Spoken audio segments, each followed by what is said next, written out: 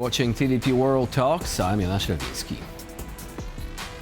An investigation by Germany's Der Spiegel news magazine has revealed a disturbingly intense cooperation between China and Russia.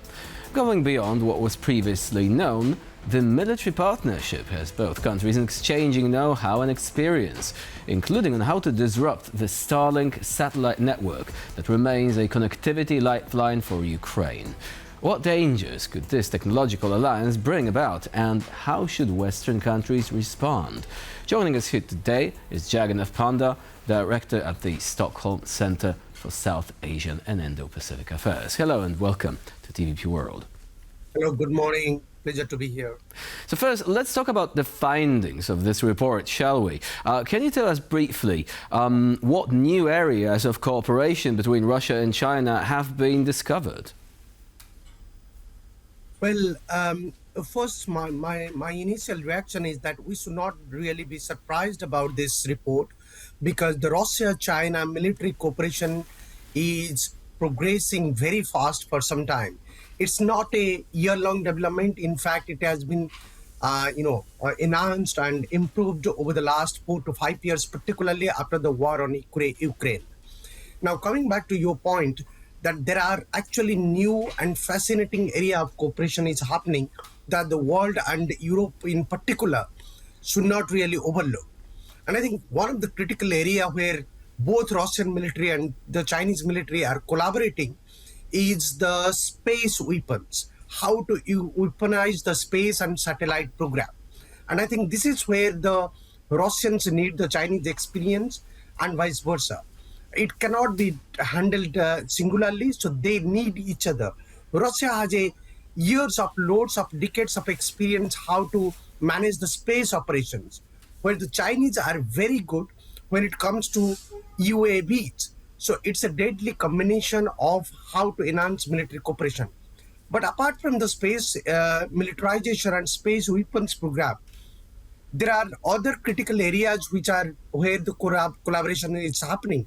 One is the satellite killing capabilities, and it seems that the both are learning from each other how to actually challenge the American satellite supremacy.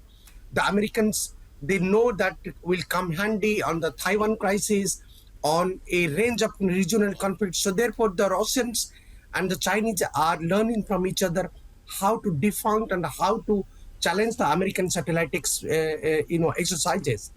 There are two more fascinating areas which are really being washed out as far as this collaboration is concerned. One is the aviation sector, the military aviation sector. That is a new area of collaborations, and the Russians badly need the Chinese new technologies, new expertise to learn from them. The other area is how to actually go for this next generation of combat vehicles. So these are the new areas where the collaborations is being enhanced and improved from time to time. So let's look for a moment at outer space, because this is really interesting. First of all, correct me if I'm wrong, but isn't there basically a framework of international law which expressly prohibits the militarization of outer space? Of course, international law is very clear. In fact, UN mandate explicitly mentioned that the space cannot be weaponized. Space belongs to everybody. Space belongs to humankind. It cannot be weaponized. But what we are seeing here between China and Russia is a very problematic trend emerging. And I think there are three specific trends which is emerging that the world should really take a serious note of. One is the jamming communication, how the Chinese and Russians are actually working with each other to defund and to challenge the jamming functions of the space satellite. The second area is slowing of systems operations. And I think the Russians are working here on a continuous basis, particularly targeting the Baltic areas, where their concern is, quite clearly visible.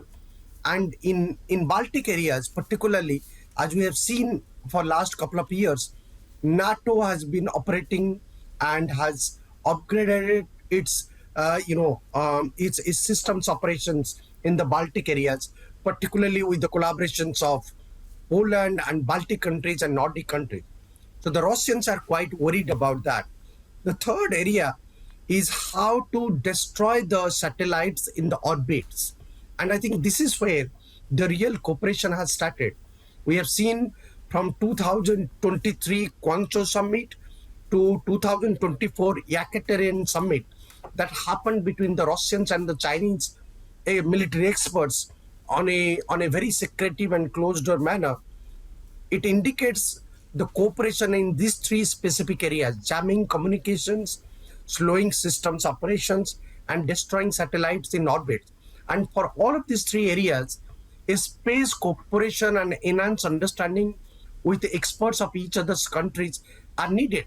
And we have to understand why this is needed, because of the language difference. The scientists from both the countries, they speak different languages, Russians and Chinese. In order to have that collaborative medium of experience and collaborative medium of operations and executing the operations, you need familiarization, you need knowledge transfer, you need to have a closure, confidential military and scientific understanding to handle the pressure and to prepare for the future. So this is how the collaborations is being actually enhanced from time to time. Right, so a future in which potentially Russia or China might target satellites that were put into orbit by a private American company. Now, how much of an escalation would it be? Because it has a number of implications. One is the violation of international law, but another one is the potential damage to other satellites due to the debris that will fly uncontrollably from an explosion. If a satellite is destroyed in orbit, then potentially many others will be damaged. Now, would that kind of escalation be something that either Russia or China would be prepared to risk outside of a full-scale potential military conflict, which of course is like the worst-case scenario? But could it happen, with a degree of plausible deniability on either part? Well, what we have to understand is that the militarization of the space and militarization of aerospace is nothing new. It is happening by each and every power. And what the Chinese and the Russians are preparing is in response to the American supremacy in the aerospace industry as well as in the space sector.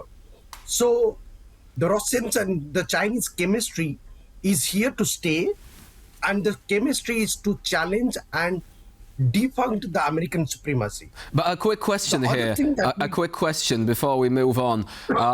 Does the United States actually weaponize its satellites? Are these satellites in any way linked to weapons systems? Are they capable of carrying weapons? Or is Russia and China basically saying, look, your satellites are being used for intelligence purposes, also to relay signals? And, China might be afraid that, for example, people could get a signal from Starlink bypassing, its tight controls over the internet. Russia could have similar fears, and so they could say, we consider this to be weaponization, and so we will respond in a kinetic way. Absolutely. I think that is the legal basis where the Chinese and Russians are operating. Their strategy is that the acquisition on the United States, that US is the first country to weaponize the space, and that's why they are collaborating. So there is a response game is evolving here, and we know for a fact that Americans are very supreme when it comes to space military operations, jamming operations, and space technologies. So the militarization of space has happened long time back with the American lead, and the Chinese are catching up, the Russians are catching up with that regard. But what is also important here to mention is that the agencies which are involved, these agencies are not civilian scientific agencies from all the three countries, from American space industries, from the Russian space industry, and the Chinese space agencies. The agencies which are involved are very much looking at politico-technological military angle of the space. For example, in the context of China, which is the agency which is involved? It is the China Aerospace Science Technology Corporation, which is actually working very closely with People's Liberation Army for last 2 to 3 decades. So it is not a new development what we are seeing, but definitely the progress that is happening between the Chinese and Russians in response to the Americans' initiative is really problematic, and it has a larger global consequences in times to come. So now, moving back to other areas of cooperation, how should Western countries react to the fact that China, by providing its technologies, by also trading know-how for battlefield experience with the Russians, effectively is aiding the conflict in Ukraine, the Russian invasion of Ukraine, despite claims of hoping to play the role of a mediator and to bring the war to a close. What should be the reaction of Western countries to this? Because it runs contrary to stated intentions of the People's Republic of China, but also it seems to be helping Russia in a more and more direct way to continue the war, which continues to claim civilian casualties on a daily basis. That's an interesting question, and I'm glad you are asking this question, because when we are saying the Western response, we need to understand that the Western response is not united. So far, the Western response has been only American-centric. When we are talking about Western response, there is also European response that we should not really rule out. And therefore, we need to talk with the United States of America how US could collaborate with Europe, with EU, and how the European countries, leading European countries, be it Germany, France, Sweden, they could collaborate with the American state agencies on these issues.